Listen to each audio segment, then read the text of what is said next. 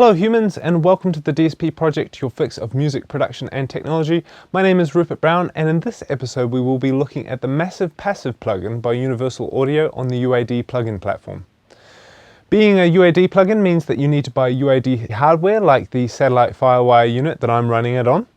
The original Massive Passive is a 2-channel 4-band hardware equalizer with additional high-pass and low-pass filters made by Manley Labs.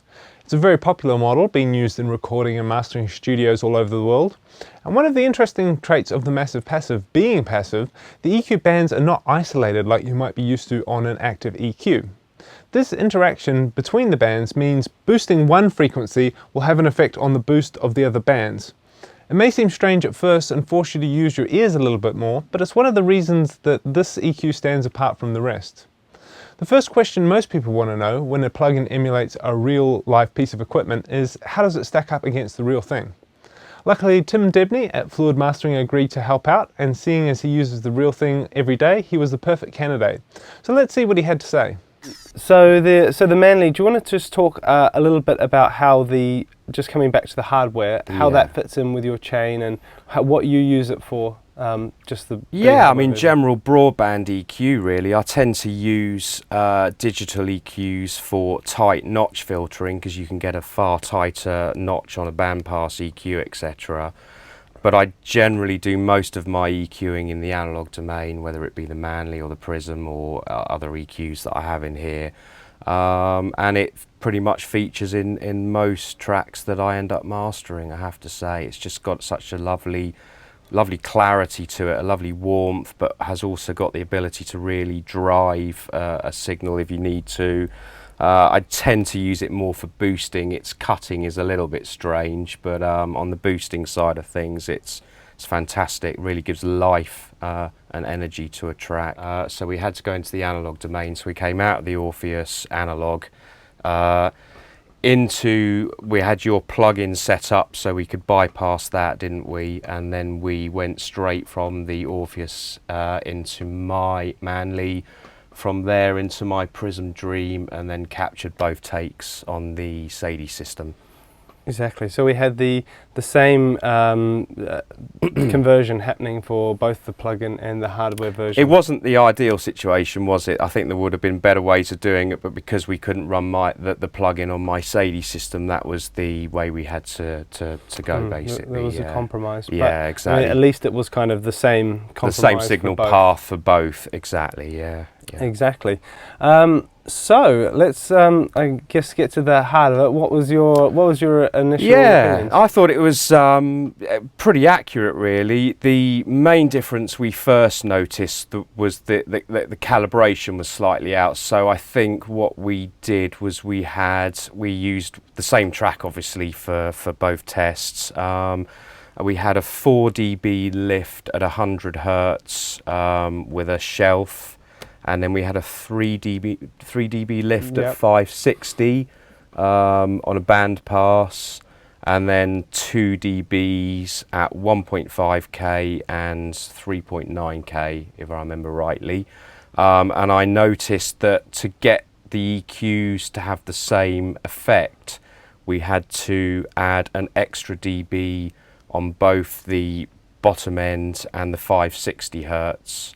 To get it to sound the same as my hardware, but that's calibration for you. Each unit works slightly differently, you know, age of valves, etc. Capacitors, components are going to change. So potentially you could have that difference between two hardware units as well. I would have thought perhaps not that far out. I mean, that's quite a difference to have a whole extra dB, and we were using quite wide bandwidths as well. So, you know, an extra whole dB on the 100 hertz and a whole dB on the 560 to get it to match is a fair difference, obviously. But once we got it to that point, the overall EQ was pretty similar, I thought. Something I noticed straight away from playing with it is I enjoyed the sound, but seems a very non-linear EQ. It behaves quite differently to other your EQs standard parametric EQs. Yeah. I would say so as well. And it took not a huge amount of time, but it took a little bit of time when we first got it to proper play with it to work out actually what frequencies worked best on it as well, and I find certain frequency bands on it I use more than others. Some I'm not quite sure I like the sound of as much as others. Basically, I find the low mids on the Manley are fantastic, and that's where I tend to use it quite a lot, beefing up tracks and bottom end. The higher mids and the top end I tend not to use so much. I tend maybe to use my Prism in that scenario because I just find it a little bit cleaner, but obviously that's not always the case. I quite often use the 5.6 K and what's the other one, the 8.2, but usually 12, 16s and upwards I tend to leave alone on the Manley for some reason. I find that I don't necessarily like them as much. So to my ears, I thought it was a very close emulation. I thought that it behaved in the same way as far as I could hear. But you obviously know this hardware, these speakers in this room I had a lot better than I do. slight issue in that I didn't think the spatial depth was quite there with the plugin. You know, with our fair test, and we were able to then line the two up in SADI and do quick A/B switching between them, and obviously once we'd matched the levels to be perfect as well, I just found that the hardware gave you it's hard to explain it, but a different spatial depth, not a width depth. I'm not talking about wideness here, but just on the hardware, it was more lively. Certain instruments suddenly came forward slightly and were more open. And I found the plug-in, although it matched the general EQ pretty much spot on, I just found it a little bit flat sounding compared to the hardware. But then I guess that's the difference between running a digital plug-in and, you know, a constantly evolving and changing, moving analog signal. Just that tiny X factor. It was. I mean, you're only talking, you know, 2 or 3% difference, and it was, you know, you were sitting there switching. It was only when you really switch off from listening to the track, which obviously you try and do as a mastering engineer anyway, you try and listen to the overall sound and the character of the tune. And I definitely found that the hardware version was ever so slightly better in that respect. We can really talk about the controls of it. I mean, obviously, again, I would always pick hardware because I've got the ease of doing very quick EQ on it. You know, obviously with the plug-in, the problem is you've got to go and get the mouse, tweak it, etc. And that's for me one of the downfalls of using plugins. You know, that you've not got that real quick ease, grab the gain pot, tweak it, you know. I mean, obviously, you know, if I suddenly want to boost 560, for instance, like we were talking about earlier, it's going to affect other frequencies in that range, so I might then reach for my next set of bands and quickly tweak them. And you can do quick tweaking on the fly as well. I mean, obviously you can write in automation to control plugins, but it's not quite the same as having it right there and just doing it as, you know, when you need to, basically. It seems like a you know, an affordable alternative. I'd use it for certain. You know, if I had that in another studio or even in here, you know, obviously it's great having the Manley. Sometimes I think, oh, I'd quite like another of those actually, because there's some other bits that I'd like to, and I'm, you know, rather than passing the track through the whole system again twice, you know, if you had the plug-in, you could quickly reach for that as well. Then it would be a very handy plug-in to have, a very accurate and good sounding. Just to get an extra one. Oh, absolutely, yes. Yeah, definitely. you can always use another one. Well, especially, I mean, if someone's doing surround mixing or mastering for a start at home or in the studio, and you know you can't necessarily afford 3 of those things. Whereas if you could run 3 of the plugins, then perfect. You know, in that sort of scenario, I thought it'd be very beneficial. Kind of a thumbs up. I mean, it's a thumbs up. It's good. It's good. It's very good. A definite thumbs up. But for me, still Not the the hardware. Yeah, ever so slightly better the hardware.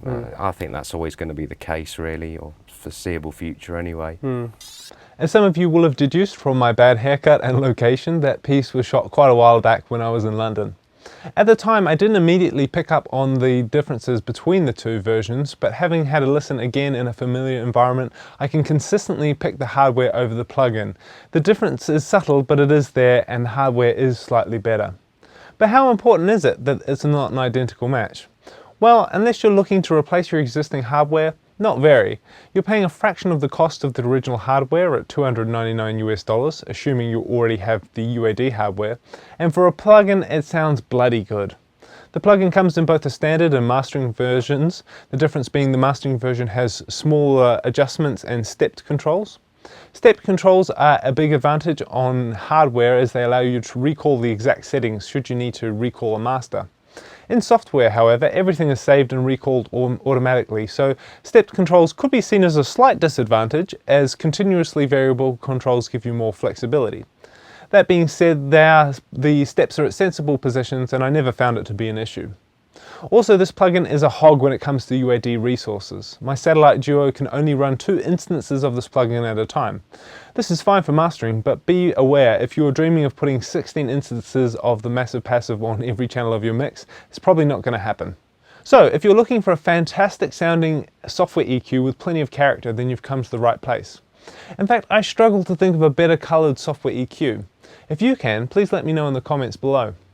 Want to judge it for yourself? Well, I've put the test files up for you on the DSP site, link below.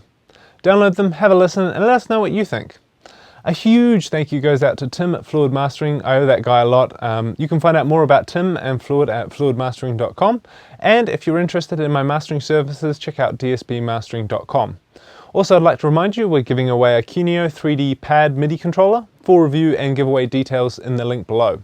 For more gear reviews and additional content, make sure you join the mailing list at thedsbproject.com.